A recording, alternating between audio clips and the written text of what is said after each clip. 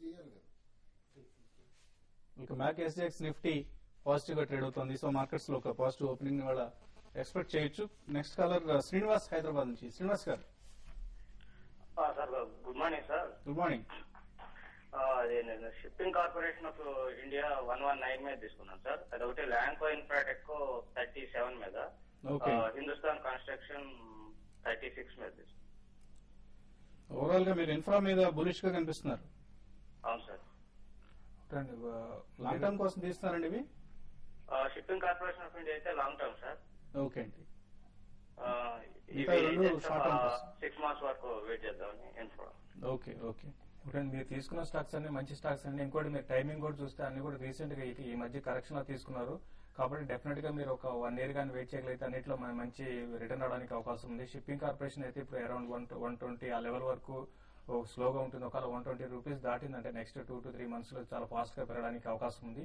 Recent గా చూస్తే stock లో నుంచి కూడా కొంత బౌన్స్ బ్యాక్ అయ్యి కొంచెం కన్సాలేషన్ ఫేజ్ లో ఉందండి. ఇంకో స్టాక్ ఏదండి Lanco infra and Hindustan construction. Lanco infra కూడా చూస్తే రీసెంట్ గా చాలా హెవీగా హై నుంచి కరెక్ట్ అయింది. ఇక్కడ నుంచి ఇది ఇంకా డౌన్ సైడ్ పెద్దగా ఉండకపోవచ్చు అండి. వీటిలో కూడా పెరిగే అవకాశం ఉంది. హెచ్సిసి మాత్రం అరౌండ్ 35-36 దగ్గర హ్యూజ్ రెసిస్టెన్స్ అనేది ఫేస్ చేస్తుంది. అది కానీ దాటిందంటే అరౌండ్ 40-44 దాకా రావచ్చు. హెచ్సిసి మాత్రం మరీ లాంగ్ టర్మ్ కాకుండా అరౌండ్ 40-44 వచ్చినప్పుడు ఎగ్జిట్ కాదు.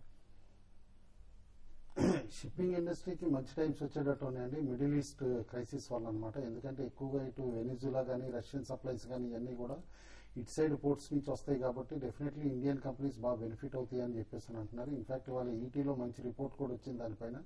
ఎకనామిక్ టైమ్స్ లో చూడండి ట్యాంకర్ ప్రైజెస్ దాదాపు $15,600 పర్ డే నుంచి ఇప్పుడు $22,000 కూడా కాంట్రాక్ట్ అవుతున్నాయి అనమాట. Maybe next quarter should be very good for Indian shipping companies.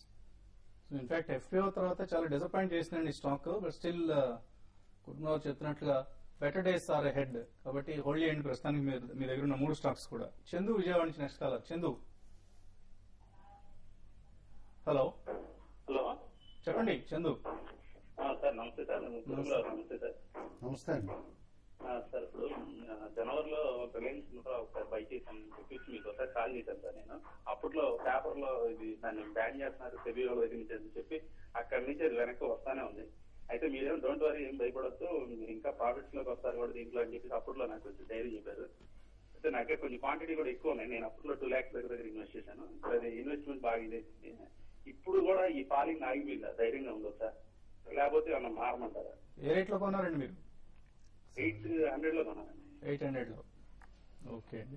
800 price అయితే ఈజీగా వస్తుందండి. వరీ కావద్దని చెప్పేసి అంటాను నేను. ఎందుకంటే వర్స్ట్ అయితే అయిపోయింది స్టాక్. రీసెంట్ ఈ కాంట్రవర్సీస్ వచ్చినప్పుడు బాటమ్ ఏదైతే బిలో 500 చేసిందో that should be A bottom for the year అని చెప్పేసి అని అనుకుంటున్నా. అన్లెస్ ఏదన్నా సేబీ యాక్షన్ కానీ అట్లా కాంట్రవర్సీలు ఏదైనా ఆర్డర్ దీనికి లింక్ అయితే తప్పితే డెఫినెట్లీ నేను అనుకోవడం మాత్రం స్టాక్ అయితే వర్స్ట్ అయిపోయింది. అండ్ ఇన్ఫాక్ట్ 600 దగ్గర స్ట్రాంగ్ బేస్ ఫామ్ అవుతుంది అనమాట ఇప్పుడు అనమాట షార్ట్ టర్మ్ కి. వన్స్ ఈ 600-625 బ్యాండ్ లో నుంచి కనుక బ్రేక్అవుట్ వస్తే up side all the way 730-740 కూడా వెళ్తుంది.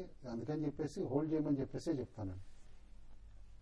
సో ఇన్ఫాక్ట్ వాల్యూ కనిపిస్తుంది రిలయన్స్ ఇన్ఫ్రా లాంటి స్టాక్స్ లో. అయితే రిలయన్స్ గ్రూప్ కి సంబంధించి ప్రధానంగా ఉంది కంపెనీలకు ఫండమెంటల్స్ లేవని కాదు, కానీ ప్రమోటర్లకు సంబంధించిన రకరకాల అంశాలు, ఆ అంశాల మీద ఒక క్లారిటీ రావాల్సి ఉంటుంది. ఇటు సెబీ యాక్షన్స్ కావచ్చు, అలాగే వాళ్ళలో కూడా గవర్నెన్స్ స్టాండర్డ్స్ ఇంకా ఇంప్రూవ్ కావాలి. ఇవి ప్రధానంగా ఇన్వెస్టర్స్ ని వేధిస్తున్న సమస్యలు. వీటి నుంచి త్వరలో వాళ్ళు ఒక పరిష్కారం సూచిస్తారని ఆశిస్తాం. బాబు హైదరాబాద్ నుంచి next caller. Hello. Hello good morning sir. Good morning sir. ARSS infra, BGR energy, Aban offshore ఈ లెవెల్స్ లో తీసుకోవచ్చండి? ఓకే అండి. Aban offshore, ARSS and BGR energy. ఇప్పుడు అబాన్ ఆఫ్షోర్ అయితే మీరు కరెంట్ అవర్స్ లో మీరు బై చేయొచ్చండి. రీసెంట్ గా చూస్తే ఇది స్టాక్ బాగా రేంజ్ బౌండ్ ఉంది. అయితే దీంట్లో మంచి అప్ అండ్ రావడానికి కూడా అవకాశం ఉంది.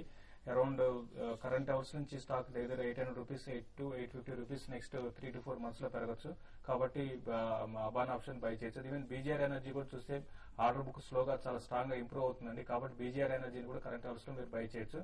ఇది కూడా ఇక్కడ నుంచి ఫర్దర్ గా ఒక 15-20% నెక్స్ట్ 3 to 4 months లో పెరగడానికి అవకాశం ఉంది. ఓకే అండి. రామకృష్ణ కోల్కతా నుంచి నెక్స్ట్ కాలర్. హలో. హలో చెప్పండి రామకృష్ణ గారు. నమస్తే అండి. నేను ఇది కలెక్టర్ నుండి మాట్లాడుతున్నాను. నా దగ్గర గ్లోడైన్ టెక్నో సర్వీసెస్ 740 లో ఉన్నదండి. మధ్యని స్ప్లిట్ అయ్యి కొన్ని షేర్స్ యాడ్ అయ్యి యావరేజ్ వచ్చి 6 దాని తర్వాత దేశముఖ 79లో కొన్నానండి. ఓకే అండి. ఏదండి? జయకుమార్ బెడ్ముత ఇండస్ట్రీస్. ఓకే అండి. 79 లో తీసుకున్నానండి. దాని తర్వాత వెల్స్ ఫండ్ కార్పొరేషన్ 169. ఈ 3 స్టాక్ లో ఎలాగ పర్ఫార్మెన్స్ చేస్తారో కొంచెం చెప్తారా? ఓకే అండి.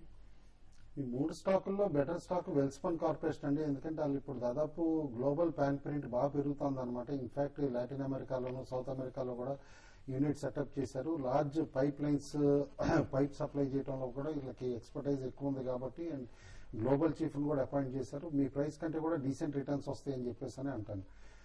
బెడ్మూతా మాత్రం రీసెంట్లీ లిస్టెడ్ కాంట్రాక్ట్ లిస్టింగ్ అప్పుడు బాగా ప్రైజ్ యాక్షన్ కూడా మనం చూసాం అనమాట. రిగ్గింగ్ అవటం, 200 రూపీస్ దాకా తీసుకెళ్లి మళ్ళీ అక్కడి నుంచి హ్యామర్ చేయటం. ప్రిఫరబ్లీ ఇనిషియల్ ఐపీఓలో ఇట్లాంటి స్పెక్యులేషన్ అయిన స్టాక్స్ లో మాత్రం ఉండటం అడ్వైజబుల్ కాదండి. ఎందుకంటే operators on and of stuck అయిన స్టాక్ లో నుంచి కూడా ఎగ్జిట్ అవడానికే చూస్తారు కాబట్టి ఇంకా స్లైడ్ అయ్యే పాసిబిలిటీనే ఉంటుంది. ఎనీ ర్యాలీలో మీరు ఎగ్జిట్ అవటమే ప్రిఫరబుల్ అని చెప్పేసి అని అంటారు. ప్రాఫిట్స్ లో ఉన్నారు, ప్రాఫిట్ లో ఉన్నారు. సో ప్రాఫిట్ బుక్ చేసుకోండి బెడ్ముతా ఇండస్ట్రీస్ లో. గ్లోడైన్ టెక్నో సర్ మాత్రం డెఫినెట్లీ హోల్డ్ చేయమని చెప్పేసి చెప్తానండి. As of no one of the better mid cap IT stocks ఇది. ఓకే అండి. రాజేష్ కోల్కతా నుంచి, కూకట్పల్లి నుంచి. చెప్పండి రాజేష్. కుటుంబరావు గారు నమస్కారం అండి. నమస్కారం సార్. మీరు ఇచ్చిన TVFiMoney.com ఇచ్చిన సజెషన్ ప్రకారం ఆర్కోటెక్ తీసుకున్నాం సార్ 52 లో. అది బాగా తగ్గిపోయింది సార్. అది ఏం చేయమంటారు సార్? అది యాక్చువల్ గా మనం ఫస్ట్ ఆర్కోటెక్ రికమెండ్ చేసినప్పుడు 35 దగ్గర రికమెండ్ చేసామండి. ఆల్ ది వే అప్పుడు 60 ప్లస్ కూడా వెళ్ళింది అనమాట. న్యూ హై టచ్ అయ్యి అక్కడి నుంచి కరెక్ట్ అవటం మొదలైంది. హయ్యర్ సైడ్ మీరు కొన్నట్టు ఉన్నారు. బేస్డ్ అపాన్ రిజల్ట్స్ అని అనమాట రికమెండ్ చేసింది. Q3 రిజల్ట్స్ కూడా మీరు చూడొచ్చు, ఆల్రెడీ BSE సైట్ లో ఉన్నాయి.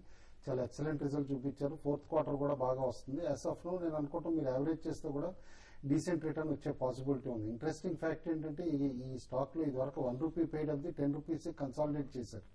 కాబట్టి management is interested in increasing the value for share holder అని చెప్పేసి అనుకోవాలి. ఎందుకంటే ఆల్రెడీ 12 రూపీస్ EPS వస్తుంది ఈ ఇయర్. ఓకే అండి. స్వామి వరంగల్ నుంచి నెక్స్ట్ కాలర్. హలో హలో, చెప్పండి స్వామి గారు. వరంగల్ నుంచి వీరస్వామి సార్. చెప్పండి వీరస్వామి. 170 రిటైల్స్ ఇండస్ట్రీస్ ఉన్నాయి సార్ 1060 లా. లాంగ్ టర్మ్ ఇన్వెస్టర్స్ అది ఉంచుకోవాలా లేకపోతే తీసేసి వేరే కావాలి? ఏం కంపెనీ అండి? Reliance industries. రిలయన్స్ ఇండస్ట్రీస్ ఏ ప్రైస్ లో ఉన్నారు? 1060 లా. ఓకే అండి. ఓకే. 170 ఉన్నాయండి. చాలా రోజులు అట్టి పెట్టుకున్నాం. ఇప్పుడు దాని షిఫ్ట్ కావాలన్నా అది ఎంతకు పెరుగుతలేదు కదా. Okay okay. అవునండి. అంటే లాస్ట్ మనకు ఒక 1 year నుంచి కానీ చూస్తే చూడండి, నిఫ్టీ ఎంత పెరిగినా కూడా మీరు అన్నట్టుగా రిలయన్స్ పెద్దగా పెరగలేదండి. అయితే ఇక్కడ నుంచి స్టాక్ లో కొంత అప్ అండ్ అవడానికి కూడా అవకాశం ఉంది. మీరు హోల్డ్ చేయండి అండి. రిలయన్స్ ఇండస్ట్రీస్ మీకు ఒక 1 year 1.5 year అయితే ఇక్కడ నుంచి మళ్ళీ పెరిగి ఒక 20% దాకా, అట్లీస్ట్ 20-25% దాకా పెరగడానికి అవకాశం ఉంది. మీరైతే హోల్డ్ చేయండి. ఓకే అండి. సో ఫైనల్ గా ట్రేడింగ్ కాల్స్ ఎటువంటి కాల్స్ ఇస్తున్నారు? మార్కెట్ అయితే చాలా వరకు ఫ్లాట్ గా ఓపెన్ అయ్యే అవకాశం ఉంది. ఎక్కువ లార్జ్ క్యాప్ కన్నా మిడ్ క్యాప్ స్టాక్స్ లో యాక్టివిటీ చాలా వరకు బాగుండే అవకాశం ఉంది. రిలయన్స్ ఇండస్ట్రీస్ ఒకటి నిన్న క్లోజింగ్ ప్రైస్ కన్నా కింద ఉంటే షార్ట్ సెల్ చేయమంటాను. 992 దగ్గర స్టాప్ లాస్ పెట్టుకోమంటాను. 970, 974 దాకా రావచ్చు. మొమెంటమ్ ని బట్టేనా నిన్న చాలా రోజుల తర్వాత కెనరా బ్యాంక్ లో కూడా డీసెంట్ వాల్యూమ్స్ అయినాయి అనమాట. ఇన్ఫాక్ట్ బ్యాంక్ స్టాక్స్ లో స్ట్రాంగెస్ట్ కనిపించింది. 625 అండ్ అబౌవ్ ట్రేడ్ అవుతా ఉంటే కెనరా బ్యాంక్ బై చేయమని చెప్పేసి సజెస్ట్ చేస్తాను. సిమిలర్లీ ల్యాంకోలో కూడా చాలా రోజుల తర్వాత మంచి ప్రైజ్ యాక్షన్ కనిపించింది వాల్యూమ్ తో పాటు అనమాట. 38 పైన LITL ల్యాంకో ఇన్ఫ్రాస్ట్రక్చర్ ట్రేడ్ అవుతా ఉంటే కనుక ల్యాంకో బై చేయమని చెప్పేసి కూడా చెప్తాను. అలాగే సుందరరాజా ర్యాన్ బ్యాక్ సి కొనమంటున్నారు 456 పైన. Stop loss 453, target 462. అలాగే Amana Shastri JSW steel buy above 937 అంటున్నారు. Stop loss 930 rupees, target 950 rupees. అలాగే BEL Bharat Electronics Limited sell below 1660 అంటున్నారు. Stop loss 1675, target 1630 or even 1620 rupees కూడా తగ్గే అవకాశం ఉంది BEL అని అమనా శాస్త్రి రికమెండ్ చేస్తున్నారు. సో ఇవి వాటి ట్రేడింగ్ కాల్స్. మరిన్ని ట్రేడింగ్ కాల్స్ కోసం ప్రాఫిట్ యువర్ ట్రేడ్ TVFiMoney.com లో పెయిడ్ సబ్స్క్రిప్షన్ సర్వీస్ ఇది. సో సబ్స్క్రైబర్స్ గా జాయిన్ అవ్వండి. మన అనలిస్ట్ ఇస్తున్న చక్కటి ట్రేడింగ్ కాల్స్ ను వినియోగించుకోండి. మరికొద్దిసేపట్లో TVFiMoney.com లో ఫస్ట్ ట్రేడ్ ఈ కార్యక్రమంలో కలుద్దాం. Business breakfast. Make a